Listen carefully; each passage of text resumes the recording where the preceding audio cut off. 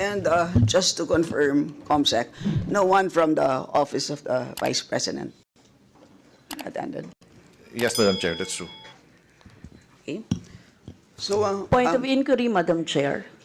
yes, please proceed. Kong Yes. Eileen. Madam Chair, so ibig sabihin, wala po ni isa na dumating from the Office of the Vice President para sumagot ng mga tanong ng ating mga colleagues, Madam Chair. That is correct.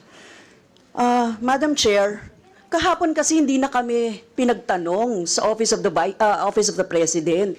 Tapos ngayon naman, wala naman yung Office of the Vice President para tanungin namin, Madam Chair. So, Madam Chair, hindi ko maintindihan kung bakit yung two highest position in the land natin ganito sa ating budget hearing sa Kongreso, no? Madam Chair, isang insulto sa mamamayang Pilipino at sa mga kinatawan dito sa loob ng Kongreso na hinalal ng mamamayan. Ano? Ang hiling natin makapagpaliwanag ng accountability at ang hiling natin ay maglinaw, no, ng mga, kasi marami pa po tayong tanong kaugnay dito. She may not like our questions last hearing, Madam Chair. She may not like being questioned about the OVP expenses. She may not like sitting with us here in the House.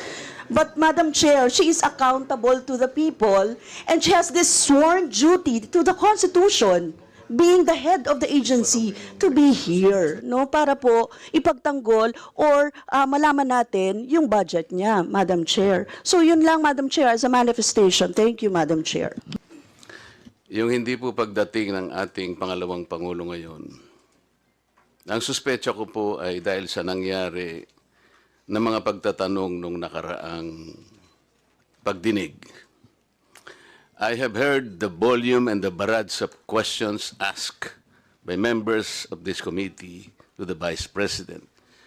Despite the fact, Madam Chair, I heard her several times saying, I forgo the opportunity of defending the OBP budget for 2025 by question and answer, and I leave it to the House of Representatives to decide on such proposal as presented.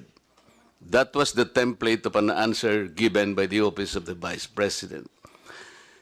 Madam Chair, napilitan po akong mag-raise ng parliamentary inquiry. I think I have earned this. If I survive my term up to next year, I would have survived also, or I would have completed 18 years in this institution. And in this length of time, I have observed a tradition. The tradition is the two highest positions of government, namely the Office of the Vice President and the Office of the President, are not traditionally subjected to questions. I have observed this for so long a time.